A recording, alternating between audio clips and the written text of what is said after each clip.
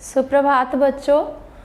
हर बार की तरह आज पुनः हम लोग गया गाइडेंस प्रोग्राम के तहत 12th क्रैश कोर्स के कक्षा लेकर यहाँ प्रस्तुत हुए हैं और आगे आप लोग को पता है कि किस तरह से निर्धारित समय में हम लोगों को पूरा कोर्स पूरा करना है। इसलिए आज मैं पिछली कक्षा में आप लोगों को व्याकरण बताई थी, आज गद्य भाग से एक कहानी बताऊंगी। प्रश्न का पैटर्न आप लोगों को समझा दिया गया है। तो प्रश्न में क्या है, किस तरह का पूछेगा। ज़्यादातर आपको मैं बताई थी अनुक्रमणिका जो पाठ का वर्णन किया गया है आगे के पृष्ठ में, उससे बहुत सारे वस्तुनिष्ठ प्रश्न आपको पूछे जाएंगे। आपको करना क्या है, उसमें कौन सी विधा क्या है। जैसे मैंने कहा था कि गद्य विधा के अंतर्गत नाटक, निबंध, संस्मरण, पत्र, अनुवाद, बहुत सारी विधाएं, भाषण, संभाषण, ये सब आते हैं। तो आप लोगों को ये जानना जरूरी है कि कौन सा पाठ कौन सी गद्य विधा है। प्रश्न ये पूछता है, जैसे आप लोगों को पूछेगा कि उसने कहा था कौन सी गद्य विधा है, तो उसमें आप लोगों को 4 ऑप्शन अगर रहे, कहानी है, निबंध है, कि एकांकी है, कि नाटक है, तो आप लोग उसको जानिएगा तभी उसको सही आंसर करिएगा। जैसे वो अगर कहानी है तो कहानी में लगाएंगे। तो इसलिए आप लोगों को जो ये 14 पाठ दिया गया है गद्य भाग में, टोटल कितना दिया गया है, 14 पाठ। तो उसमें आप लोगों को जानना है कि 14 पाठ में कौन सी विधा कौन है। उसके लिए मैं एक आप लोगों को ट्रिक बताऊंगी जिससे आप लोग समझ पाइएगा कि कौन सा पाठ है जो कौन सी विधा है। इससे आप लोगों को याद करने में आसानी होगी। कम समय में ज़्यादा करने के लिए कुछ अलग करना ही होता है, इसलिए एक ट्रिक आप लोगों को मैं बताई हूँ। एक बार आप बोर्ड की तरफ आइए और उसे हम देखते हैं कि क्या है। 14 पाठ में कौन सा गद्य है या कहानी है, कौन सी लेखन है, क्या कौन सी विधा है। आइए बोर्ड की तरफ।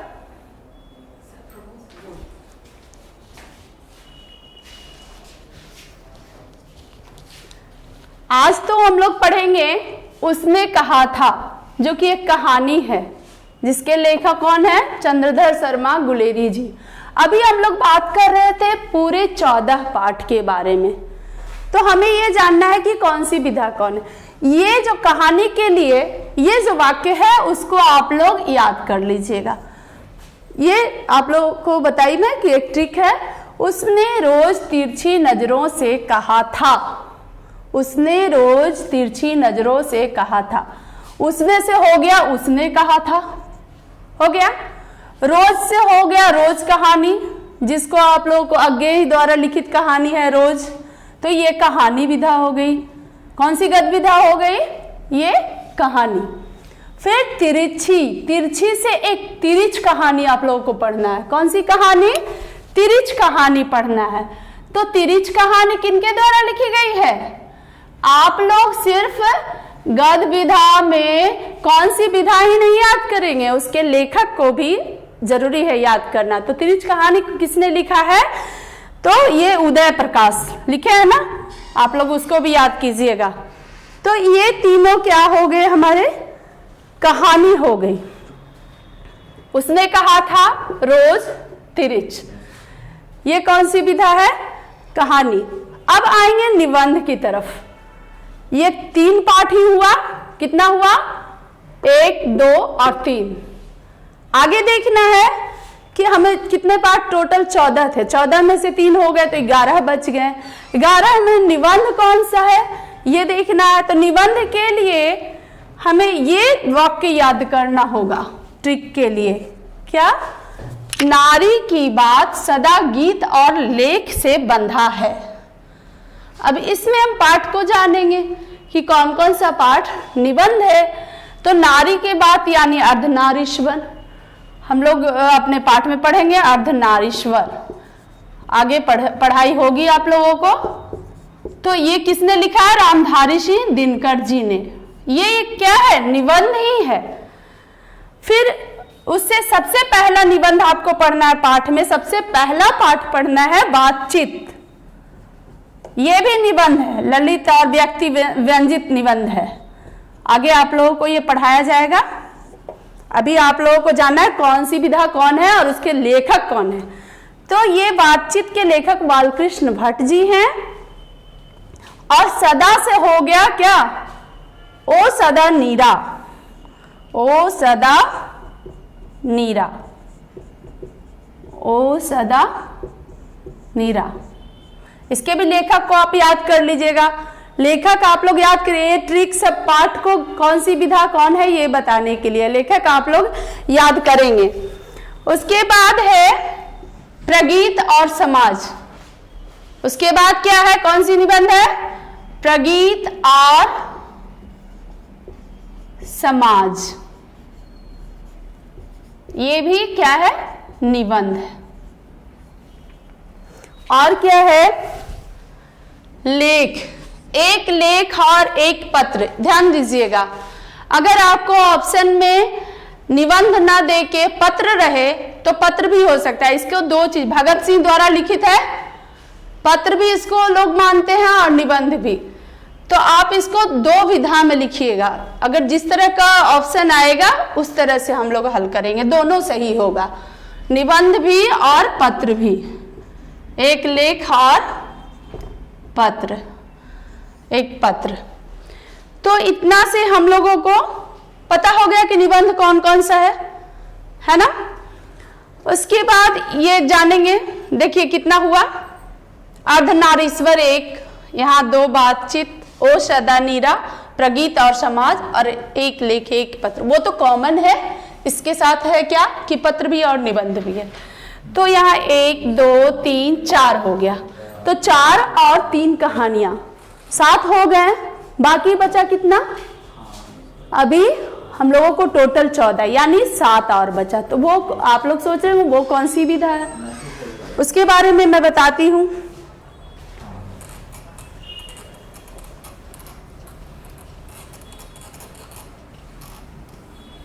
इसके बारे में भी आगे मैं बताती हूं, आप लोग ध्यान से देखें कि संपूर्ण क्रांति जो किनके द्वारा लिखी गई है, जयप्रकाश नारायण, जयप्रकाश नारायण। तो ये कौन सी विधा है, गद्य विधा के अंतर्गत ये भी आता है। तो ये कौन सी विधा है, ये भाषण है। भाषण को भी लिखित रूप में प्रस्तुत किया जाता है, इसलिए कौन सी गद्य विधा है, ये भाषण। आप लोग ध्यान दीजिएगा, ये भाषण है। उसके बाद फिर हो गया आप लोगों को पत्र और निबंध तो कॉमन हो गया, एक लेख और एक पत्र। आगे देखिए, फिर जूठन, जूठन ये किनके द्वारा लिखी गई है, ये जो रचना है आत्मकथा है। आत्मकथा यानी अपनी कहानी को लिखना ही आत्मकथा कहलाता है। तो ये भी गद्य विधा में आता है। ये कौन सी गद्य विधा है, आत्मकथा। जूठन हो गया आत्मकथा, ये 7 पहले से हो रखा था, ये हो गया 8, ये हो गया 9। इसके लेखक कौन है, ओम प्रकाश वाल्मीकि, ओम प्रकाश वाल्मीकि जी द्वारा लिखित है।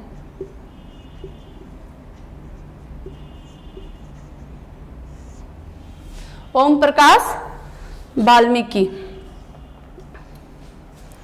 तो ये जूठन हो गया जो आत्मकथा है। आगे और कौन कौन सा, डायरी मलयाज द्वारा लिखित, हंसते हुए अकेलापन, हंसते हुए मेरा अकेलापन, हुए मेरा अकेलापन, ये क्या हो गया, डायरी। ये भी गद्य विधा है, मलयाज लिखे हैं इसको। लेखक का नाम हमेशा आपको याद करना है। तो ये डायरी हो गया।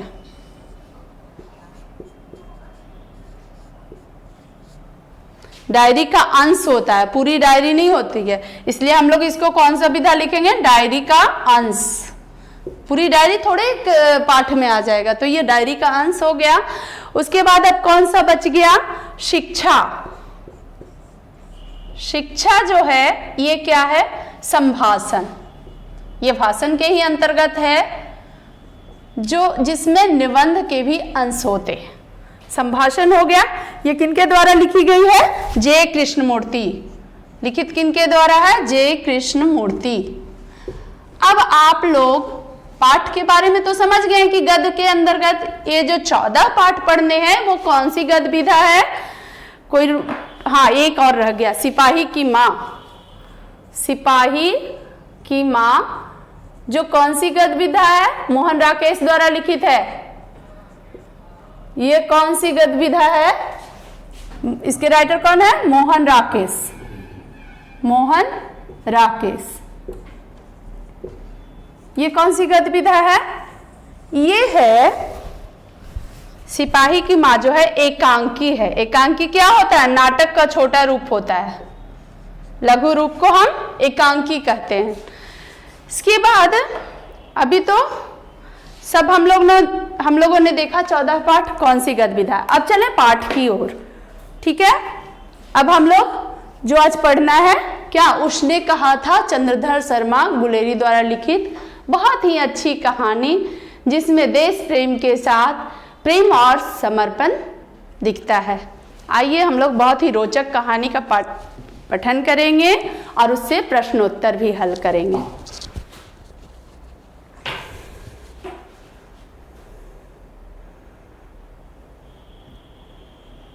आगे बढ़ते हैं।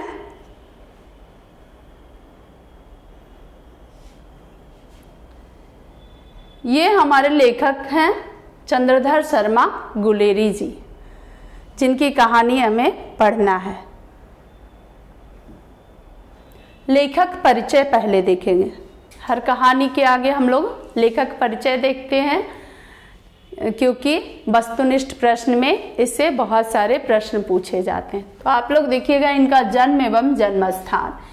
गुलेरी जी का जन्म 7 जुलाई 1883 ईस्वी को जयपुर राजस्थान में हुआ था। पिता का नाम शिवराम शास्त्री, माता का नाम लक्ष्मी देवी। मूल निवासी, यानी हम लोग रहते हैं ना, जैसे कभी कामकाज के सिलसिले में दूसरे शहर में जाके बस जाते, तो इनके पिताजी भी कहीं और के चले गए थे, लेकिन इनका जो पैतृक ग्राम हुआ वो कहाँ था, कांगड़ा, हिमाचल प्रदेश, गुलेर नामक ग्राम, यानी जिसको हम लोग नेटिव विलेज बोलते हैं ना, तो वो इनका हिमाचल प्रदेश में था। इसलिए इनके टाइटल में भी देखो लगा हुआ है गुलेरी।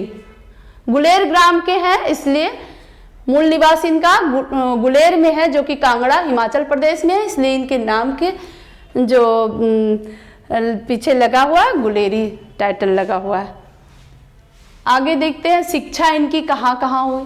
ये बहुत ही विलक्षण प्रतिभा के धनी थे, इसलिए ये जब एंट्रेंस दिए, एंट्रेंस एग्जाम होता है ना जो नामांकन के लिए होता है, अच्छे अच्छे कॉलेज में डालते हैं, आप लोग आगे डालिएगा 12th के बाद, आप लोग भी ऐसा करिएगा। तो उसमें इन्होंने विलक्षण प्रतिभा के धनी होने के कारण 2 जगह का एंट्रेंस निकाले थे, इलाहाबाद विश्वविद्यालय और कलकत्ता। तो इनकी शिक्षा दीक्षा कलकत्ता विश्वविद्यालय में हुई। और इन्होंने यही नहीं, इन्होंने बहुत सारे विषयों में स्नातकोत्तर की डिग्री ली, इसलिए बहुत सारे अनेक भारतीय और विदेशी भाषाओं के ज्ञाता रहे। तो देखिए, भारतीय एवं विदेशी भाषाओं के ज्ञाता थे। साहित्यिक विशेषताएं, कोई भी साहित्यकार का साहित्यिक विशेषता अगर हम जान लेते हैं तो उससे जो जुड़े प्रश्न होते हैं उसे हल करने में बहुत आसानी होती है। जैसे उसमें साहित्यिक विशेषताएं में उनकी रचनाएं किस तरह की भावना से ओतप्रोत है, किस तरह की समस्याओं को समाज के सामने वो ज़्यादा उजागर किए हैं, किस तरह की भाषा शैली है। तो इन सब चीज़ों से क्या होता है, हमें प्रश्न बनाने में बहुत ही आसानी होती है। तो साहित्यिक विशेषताएं में देखेंगे कि क्या है, इनकी रचनाओं में मानवीय संवेदना हम लोग रोज देखते हैं, महसूस करते हैं उस चीज़ को, ये एक तरह की इमोशन है। जो किसी को द्रवित देखा, किसी को दुख में देखा तो द्रवित हो गए, किसी को खुशी में देखा तो वो बहुत खुश हो गए। तो इनकी जो रचना है उसमें इस तरह की संवेदनाओं का वर्णन होता है। और देशभक्ति तो सब लोग जानते हैं, वो उससे भरी हुई रचनाएं होती हैं। कविता जो इन्होंने लिखी है, खास करके इनकी कविताओं को जब आप पढ़ोगे तो उसमें क्या है, देशभक्ति ज्यादा दिखेगी। और क्या है, प्रेम और समर्पण। अभी जो कहानी हम लोग पढ़ेंगे उसमें बहुत ही अच्छे तरह से एक प्रेम कहानी है और बहुत ही मर्यादित प्रेम कहानी है। और इस पे बहुत सारे फिल्म भी बन चुके हैं। तो फिल्म बने हैं, धारावाहिक के रूप में दिखाए गए हैं, हर लगभग 2 भाषाओं में इनकी ये कहानी पे फिल्म बन चुकी है। आगे मैं बताऊंगी। तो ये प्रेम और समर्पण का बेहद जीवंत चित्रण किया है इस कहानी में। प्रेम से भारत के गौरवमय अतीत के प्रति आस्थावान, अपने देश के प्रति क्या थे, उनके गौरव गान करते हुए ये थकते नहीं थे। और क्या, ब्रिटिश साम्राज्य के घोर विरोधी रहे तथा स्वदेशी भावनाओं से ओतप्रोत रहे। तो ये तो इनकी साहित्यिक विशेषताएं हो गई। अब हम लोग आगे बढ़ेंगे। वृत्ति, यानी कि ये जब शिक्षा दीक्षा इनकी हो गई तो रोजी रोजगार क्या रहा ये जानना है। तो रोजी रोजगार तो मुख्य रूप से लेखनी में थी ही, अध्यापन में इनका रहा। और बहुत समय तक ये जयपुर के राज दरबार में भी काम किया। राज दरबार से देखिए आगे पढ़िए। 1904 ईस्वी में जयपुर दरबार की ओर से खेतड़ी के नाबालिग राजा, नाबालिग मतलब बालिग नहीं हुआ था और उसको बना दिया गया था राजा, तो उसकी शिक्षा दीक्षा की जिम्मेदारी इनको मिली थी। राजा जयसिंह के अभिभावक बनकर मेयो कॉलेज अजमेर में आ गए। उनके गार्जियन के रूप में मेयो कॉलेज में इनको लाया गया। जयपुर भवन में छात्रावास के अधीक्षक बने, जो होते हैं ना हॉस्टल के सुपरिटेंडेंट जिनको कहा जाता है, छात्रावास के अधीक्षक रहे। 1916 ईस्वी में संस्कृत विभाग के अध्यक्ष बने। मैंने पहले भी कहा था कि बहुत सारे भारतीय भाषा और विदेशी भाषाओं में इन्होंने स्नातकोत्तर की डिग्री ली थी, इसलिए हर क्षेत्र में ये जा सकते थे, इनके पास उस तरह की डिग्रियां थी। तो उसके बाद क्या हुआ, अंतिम के दिनों में मदन मोहन मालवीय, जिन्होंने बनारस हिंदू विश्वविद्यालय की नींव डाली, उन्होंने इनको निमंत्रित किया, निमंत्रित मतलब बुलाया, निमंत्रण दिया कि आइए आप यहाँ पठन पाठन का कार्यभार संभालिए। तो वो यहाँ आए, लेकिन क्या उसके अतिरिक्त प्रभार में आए, यानी कहीं और के ये थे। अतिरिक्त प्रभार कब दिया जाता है, जब कोई अच्छा आदमी, अभी भी बहुत सारे पद पे देखोगे कि एक अगर IAS ऑफिसर है या कोई भी ऑफिसर है तो उसको अतिरिक्त प्रभार दे दिया जाता है, यानी 2 जगह का प्रभार। तो ये इनको दिया गया बनारस हिंदू विश्वविद्यालय में प्राच्य विभाग जो कि अभी भी पाली में मर्ज हो चुका है, उसमें इनको क्या किया गया, कार्यवाहक प्राचार्य तथा मणिन्द्र चंद्र नंदी पीठ के प्रोफेसर के रूप में प्रतिष्ठित हुए। ये इनका क्या रहा, जीवन में जो रोजगार किए उसके बारे में वर्णन है। इनकी मुख्य रचनाएं तो इन्होंने बहुत भी की, लेकिन मुख्य रूप से कहानी में 3 रचनाएं हैं। क्या, बुद्धू का काटा, सुखमय जीवन उसने कहा था, ये प्रश्न आएगा। तीनों ऑप्शन, अधिकतर क्या होता है ना, तीनों ऑप्शन दिया रहता है और चौथा में दिया रहता है इनमें से सभी। तो आप क्या मारोगे, इनमें से सभी। निबंध कौन सा है, अभी मैंने बताया कि गद्य के अंतर्गत बहुत सारी गद्य विधाएं हैं। तो कहानी तो ये हो गया। निबंध में कछुआ धर्म, काशी की नींद और काशी के नूपुर, मारेसी मोही कुठाव, पुरानी हिंदी, देवानाम प्रिय, बहुत सारे निबंध इन्होंने लिखा। ये रचना आप लोग जरूर याद कीजिएगा, कोई भी रचना वस्तुनिष्ठ में पूछ देता है। संस्मरण में बाबू अयोध्या प्रसाद के संस्मरण इन्होंने लिखा। इसके अतिरिक्त उन्होंने बहुत सारी विदेशी भाषाओं में का अनुवाद स्वरूप रचना किया। संपादन यानी एडिटर किसका रहे, संपादक, समालोचक और काशी नागरी प्रचारणी पत्रिका का। ये इनके बारे में परिचय हो गया। अब हम लोग कहानी के अंदर चलेंगे। कौन सी कहानी, उसने कहा था कहानी के पात्र कोई भी कहानी के समझने के लिए उसके पात्रों को, उसके अंतर्गत जितने चरित्र हैं उनको जानना जरूरी है। कौन कौन से चरित्र है, मैंने पहले भी जिक्र किया कि इन पे कहानी बनी है। फिल्म निर्देशक बिमल राय ने 1960 ईस्वी में इनकी जो ये कहानी है उसने कहा था। आप लोग ऐसे भी यूट्यूब पे सर्च करेंगे ना तो ये फिल्म आप लोगों को मिल जाएगी। सुनील दत्त इसके हीरो थे रहे और बहुत अच्छी एक्टिंग इन्होंने की है और पूरी कहानी को बहुत अच्छे से फिल्म में पिरोया गया है और भी जीवंत बना दिया गया है फिल्म के अंतर्गत। तो आप लोगों को ज़्यादा समझने की ज़रूरत जब होगी तो अभी खाली समय में उसको फिल्म को भी देख सकते हैं। प्रश्न ये भी पूछ सकता है कि इनकी इस रचना को फिल्म में किसने फिल्म में निर्देशित किया, कौन से निर्देशक ने, या जिसको डायरेक्टर हम लोग कहते हैं, तो कौन हो जाएंगे, बिमल राय। बिमल राय ने 1960 ईस्वी में इनकी कहानी उसने कहा था पर फिल्म बनाई और उसमें बहुत अच्छा इन्होंने चित्रण किया, जिसके अभिनेता कौन रहे, सुनील दत्त। तो अभी हम लोग पात्र के बारे में जानेंगे। पात्र परिचय देख रहे हैं। तो ये एक बालिका, कहानी शुरू होगी अमृतसर के बाजार से, जिसमें 8 वर्षीय बालिका रहती है। उसमें उसके नाम का जिक्र नहीं है, हालांकि फिल्म जब देखोगे तो उसका नाम उसमें कमला है। ठीक है, तो एक बालिका जिसकी उम्र है 8 वर्ष की, जो कालांतर में, यानी इस कहानी में जब आगे समय बीतता है तो कालांतर में उसको क्या कहते हैं, सूबेदारनी के रूप में कहानी की पात्र को जानते हैं। आगे देखेंगे लहना सिंह। यही 2 लोग हैं जिनसे कहानी की शुरुआत होती है। लहना सिंह जो है कहानी का क्या है, मुख्य पात्र है, मेन जो कैरेक्टर कहेंगे वो कौन है, लहना सिंह है। तो लहना सिंह क्या है, जिसकी मुलाकात 12 वर्ष की, लड़का कितने उम्र का है, 12 वर्ष का, लड़की 8 वर्ष की उम्र की। तो जिसकी मुलाकात 12 वर्ष की उम्र में उस 8 वर्षीय लड़की से होती है। कहाँ, किस शहर में, ये प्रश्न भी पूछता है, किस शहर में उनकी मुलाकात होती है, अमृतसर में। अमृतसर में क्या है, इन दोनों का नानी घर है, नानी का घर होता है ना, दोनों अपने मामा के यहाँ आए हुए हैं, वहां मुलाकात होती है। अब आगे का पात्र है हजारा सिंह। तो हजारा सिंह कौन है, सूबेदार, और बोधा सिंह जो कि हजारा सिंह का पुत्र है। लप्टन साहब, ये भी पात्र आए हैं कहानी में। सेना का उच्च अधिकारी को लप्टन साहब से इस कहानी में बोला गया है। वजीरा सिंह पलटन का विदूषक यानी जो हंसी मजाक करने वाला, जो थोड़ा सा मनोरंजन करने वाला है, उसको विदूषक कहते हैं। किरत सिंह, हालांकि इसका जिक्र कल्पना में हुई है, कल्पनात्मक, लेकिन जिक्र हुई है। ये लहना सिंह का भतीजा है।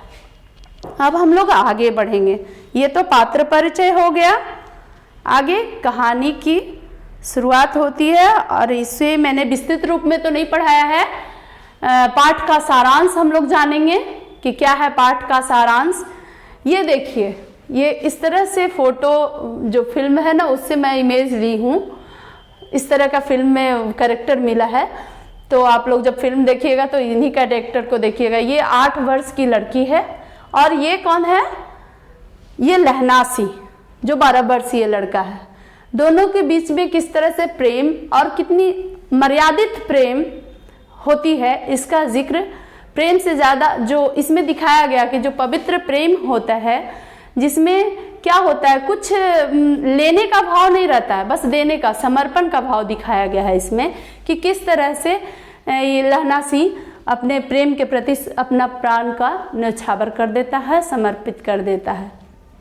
कहानी का शीर्षक से ही पता चलता है, शीर्षक को देख लें। उसने कहा था, किसने कहा था, इस लड़की ने कहा था इससे, जिसको इसने मरते दम तक निभाया। यही है कहानी में, बस इतना आप जान लीजिए।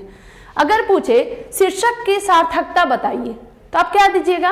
लेखक ने बहुत ही रोचक ढंग से और मर्यादित ढंग से एक प्रेम कहानी को दिखाया है, जिसमें नायिका ने नायक से जो भी बात कही थी उसको उसने प्राण के न्यौछावर करके, अपना समर्पण करके पूरा किया।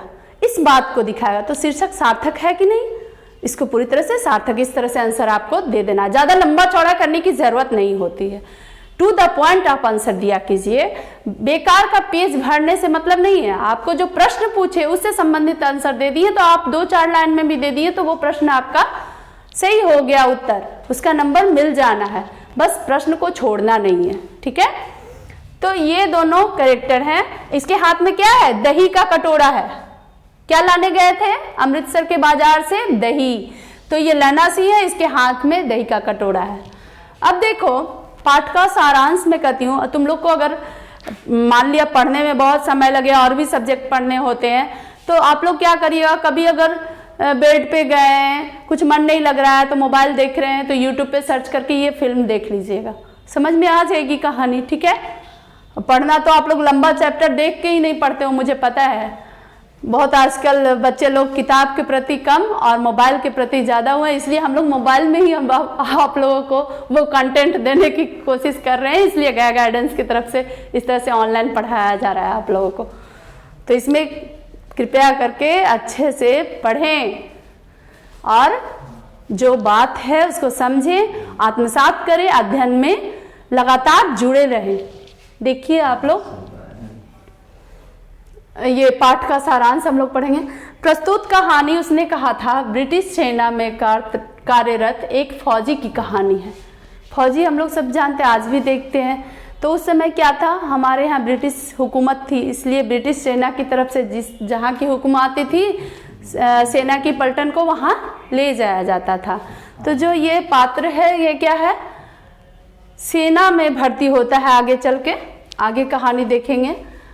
ब्रिटिश फौज की सिख रेजिमेंट में एक जमादार लहना सिंह, यहाँ प्रिंट में गलत हो गया, लहना सिंह के अपूर्व शौर्य एवं अमर प्रेम एवं समर्पण की गाथा है। अदम्य साहस एवं समर्पण की इस कहानी का सजीव चित्रण गुलेरी जी ने किया है। अब देखिए कहानी की शुरुआत होती है। ये तो 4 लाइन में मैंने समझा दिया कि पूरी कहानी में क्या है। अब देखिए 12 वर्ष की आयु में लहना सिंह अपने मामा के घर आता है। तभी क्या होता है, जहां उसकी मुलाकात एक 8 वर्षीय लड़की से होती है। वो क्या करता है, दोनों दुकान पे दही लेने जाते हैं। दोनों अमृतसर के बाजार में दुकान पर दही लाने जाते हैं। लड़की अपने मामा के बाल धोने के लिए दही लेने जाती है और ये लड़का भी दही लेने जाता है। तो दोनों की मुलाकात कहाँ होती है, उसी दुकान पे। दोनों मामा के घर। इस बीच लगातार 1 महीने तक उनकी मुलाकात होती है, लेकिन बीच में कुछ घटना घटती है जिसका सारांश में यहाँ जिक्र नहीं। बीच में क्या घटना घटती है, दही लेके जब लड़की आ रही होती है तो तांगा वाला, इक्का वाला इसमें जिक्र आया है कहानी में, वो उन लोगों इतना तेजी में हटो भैया, हटो बहनों, हटो, सबको पंजाबी भाषा में ऐसे ही हटाते चला जाता है, आगे बढ़ता, और घोड़ा अकड़ जाता है और इक्के के नीचे वो लड़की चली आती है। तब लहना सिंह क्या करता है, उसको अपने जान पर खेलकर बचाता है। हालांकि उसका दही पूरा गिर जाता है लेकिन वो उसको बचा लेता है और उसके बाद अपना जो दही होता है उसको दे देता है इस तरह से। तो वो चला जाता है। इसके बाद लगातार वो लोग महीने भर एक दूसरे से इसी तरह बाजार में मिलते जुलते रहते हैं। आगे देखिए, तब वो प्रायः बाजार में उनकी मुलाकात हो जाया करती थी। वह उससे पूछ बैठता था, कौन, लड़का लहना सिंह जो है वो लड़की से पूछता था, तेरी कुड़माई हो गई है। ये पाठ में बहुत बार ये जिक्र आया, इससे प्रश्न भी आता है, व्याख्या भी आता है, इंपॉर्टेंट है। तेरी कुड़माई हो गई है, कुड़माई यानी मंगनी, सगाई। तो लड़की धत कहकर भाग जाती थी। और वो बार बार यही बात, जब मिले जब यही बात पूछे, और लड़की धत कहकर चली जाती थी शर्मा कर।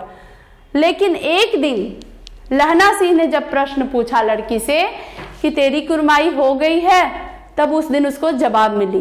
वो बोला कल ही हुई। लड़की बोली क्या, कल ही हुई, देखते नहीं हो मेरे रेशम के सालू।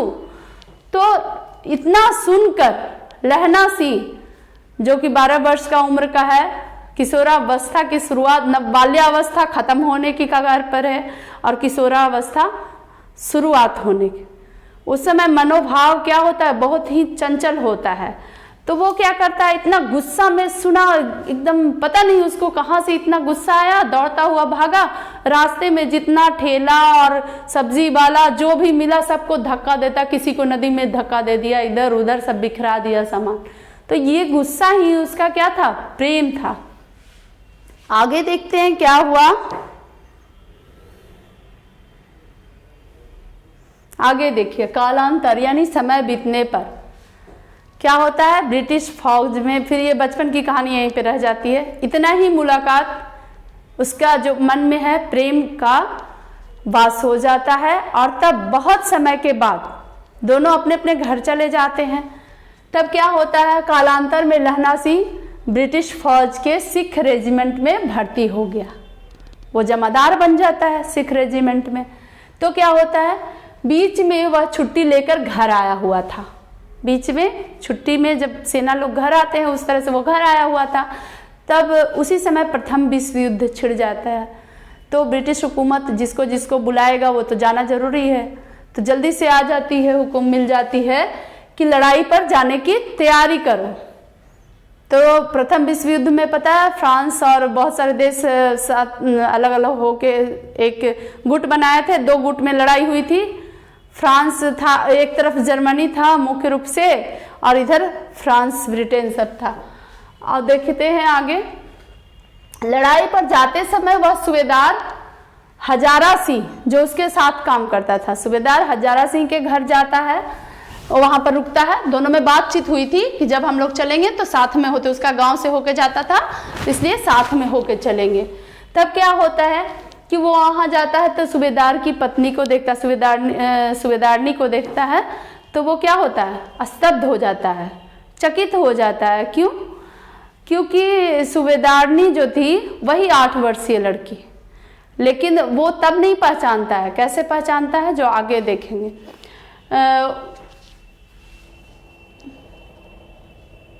गांव में होता है ना, सूबेदार की पत्नी को सूबेदारनी, डॉक्टर की पत्नी को डॉक्टरनी, मास्टर की पत्नी को मास्टरनी कहते हैं, वही सूबेदारनी वो थी। इसके इस बालिका का नाम का जिक्र इस कहानी में नहीं आया है। तो क्योंकि सूबेदार की पत्नी वही 8 वर्षीय बालिका थी जो उसे अपने ननिहाल अमृतसर में मिली थी, जिसके प्यार में वह आसक्त हो गया था। सूबेदार की पत्नी उससे आग्रह किया कि, यहाँ देखिए प्रिंट में थोड़ा सा गलत हो गया, यहाँ की होगा छोटी की मात्रा, कि उसके पति एवं एकमात्र पुत्र क्या करती है कि बुलाती है, सबको खाना वाना खिला दी। जब जाने की बारी आई तो सूबेदार से कह के लहना सिंह को अंदर बुलवाती है। तो सूबेदार कहता है कि जाओ, सूबेदारनी आपको बुला रही है। तब लहना सिंह जब आता है अंदर तो वह कहती है, घूंघट की आड़ से कहती है कि मुझे पहचाना नहीं। तब वो कहता है कि नहीं, मैं तो पहचान नहीं पाया। तब वो बोलती है कि तेरी कुर्माई हो गई है। तब समझ जाता है कि वो वही लड़की है।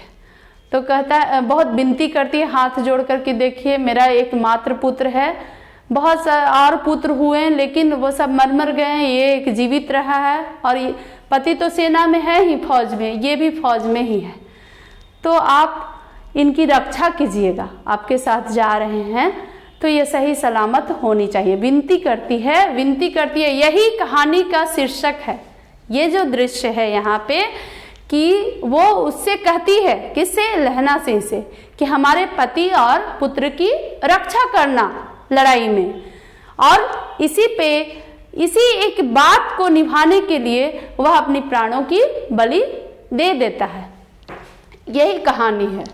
देखो, इसको हमने लिखकर थोड़ा सा किया है, लेकिन मैंने पूरी कहानी आपको बता दी।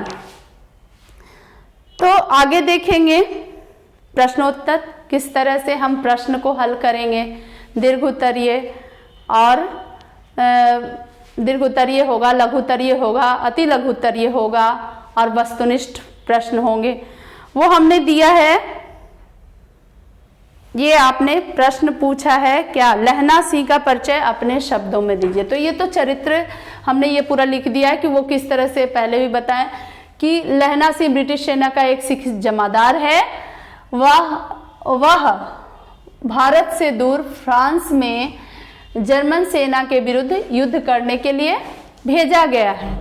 वह एक कर्तव्यनिष्ठ सैनिक है, विषम परिस्थितियों में भी वह हतोत्साहित नहीं होता है। तो ये प्रश्न को आप लोग देख के इसका अध्याय करिएगा। स्वाध्याय मैंने कहा है कि लगातार आप लोग करते रहें, प्रश्न को देखें। ये वस्तुनिष्ठ प्रश्न जितना मैंने यहाँ पे दिया है, इससे फालतू आपको इस पाठ से नहीं पूछने वाला। हालांकि ये पाठ क्या है, महत्वपूर्ण है, इससे प्रश्न आते ही आते हैं हर वर्ष, इसलिए इसको आप लोग पढ़िए। और ये वस्तुनिष्ठ प्रश्न में देखिए, वही जन्म कहाँ हुआ था, जन्म स्थान कहाँ, जन्म कब हुआ था, गुलेरी जी के पिता का नाम क्या था, गुलेरी जी का मूल निवास कहाँ था। देखिए इसमें कंफ्यूज नहीं होना है कि मूल निवास और जन्म स्थान इनका दो जगह है। जन्म स्थान कहाँ है, राजस्थान के जयपुर में, और मूल निवास गुलेर में, जो कि हिमाचल प्रदेश में है। ऐसा भी पूछ सकता है गुलेर ग्राम किस राज्य से संबंधित है, तो आप लोग उसको दीजिएगा। जिला पूछेगा कांगड़ा में। समालोचक पत्रिका का संपादक कौन थे, चंद्रधर शर्मा गुलेरी जी। निम्नलिखित में से गुलेरी जी द्वारा लिखित कौन सी कहानी, तो इनमें से सभी मैंने बताया था कि उनकी 3 कहानियां मुख्य रूप से है, सुखमय जीवन, उसने कहा था, बुद्धू का कांटा। तो इनमें से सभी ऑप्शन को हम टिक करेंगे। उसी तरह से और भी प्रश्न दिया है मैंने। प्रसिद्ध फिल्मकार बिमल राय ने गुलेरी जी की किस कहानी पर फिल्म बनाई थी, अभी मैंने बताया था, उसने कहा था। इससे संबंधित रविवार को आप लोगों को टेस्ट भी मैं दूंगी, उसमें गूगल फॉर्म से आप लोग टेस्ट में इस पाठ के प्रश्न को हल करेंगे, इसलिए इसका अध्ययन कर लेना है आप लोगों को और रविवार को टेस्ट देना है। तो यही सब प्रश्न होगा, आप लोग स्वाध्याय करेंगे और एक बार देख लेंगे। इस तरह से आप लोगों को यहाँ वस्तुनिष्ठ प्रश्न कितना दिया गया है, 26 प्रश्न इस पाठ से, इससे ज्यादा आपको नहीं पूछने वाला है। प्रश्न को आप लोग देखेंगे। लघुत्तरीय प्रश्न देने का तरीका, आप लोग क्या करते हैं, पेज को भर देते हैं और पूरे पेज में क्या होता है, आंसर प्रश्न से संबंधित कुछ रहता ही नहीं है। मैं जब भी कॉपी चेक करती हूँ अधिकतर कॉपी ऐसी ही आती है, तो ये नहीं करना है आप लोगों को। टू द पॉइंट आंसर देना है, जो प्रश्न पत्र पूछे जिस तरह से अकॉर्डिंग टू क्वेश्चन आंसर देना है। देखिए जैसे उसने कहा था, कहानी का कथानक कितने भागों में विभक्त है, कहानी को कितने भागों में युद्ध का वर्णन है, कहानी के कितने भागों में युद्ध का वर्णन है, तो विभक्त है 5 भागों में। लंबी कहानी है ये, 5 भागों में विभक्त है और पूरी कहानी के 3 भागों में क्या है, युद्ध का वर्णन है। बस इतना ही देना है, उलट पलट और नहीं कुछ करना है। क्वेश्चन क्या पूछ रहा है उतना ही बस लिखना है। जाड़ा क्या है, मौत है और निमोनिया से मरने वाले को मुरब्बा नहीं मिला करते। वजीरा सिंह के इस कथन का क्या आशय है। हालांकि प्रथम विश्व युद्ध जहां पे हो रही थी वहां पे बहुत बर्फीला जगह था, बहुत ज्यादा ठंड थी, उसी का वर्णन है। और ठंड से बहुत सारे सैनिक मर जा रहे थे, सामान कम थी उनके पास, तो इस तरह का वर्णन आया है कहानी में। कब, वजीरा सिंह द्वारा, जो कि विदूषक का मतलब मनोरंजक करने वाला है, मनोरंजन सबको मन बहलाने वाला। तो वो कह रहा है कि लहना सिंह से कहता है कि अपने स्वास्थ्य की रक्षा करो, देखो अपनी ओर कैसे हो गए हो, और हड्डियों के गला देने वाले ठंड के कारण तुम्हारी मौत हो सकती है। तो अकॉर्डिंग टू प्रश्न आप लोग सब उत्तर देख लीजिएगा, पीडीएफ में मिल जाएगा और करिएगा। इसी तरह से पैटर्न में आपको प्रश्न पूछे जाएंगे, एक बार देख के उसका अध्याय कर लेना है। और जो भी समस्या हो या फिर कहीं पे कुछ छूटा हुआ है जो आपको लग रहा है कि ये होना चाहिए था, तो एकदम निर्भीक होकर कमेंट बॉक्स में आप लोग लिखिए कि मैम यहाँ पे ये होना चाहिए था, आप में ये कमी है और इसमें होना चाहिए था, जरूर मैं ये चाहती हूँ। आप लोग बेझिझक इसको लिखें ताकि मैं अगली कक्षा में आप लोगों को और बेहतर करके दूं। और इसके साथ ही इसमें बहुत सारे प्रश्न हैं और व्याख्या करने का तरीका भी दिया हुआ है, आप लोग उसको देख लीजिएगा पीडीएफ में। इसके बाद आप लोग पढ़ते रहें, बढ़ते रहें। धन्यवाद।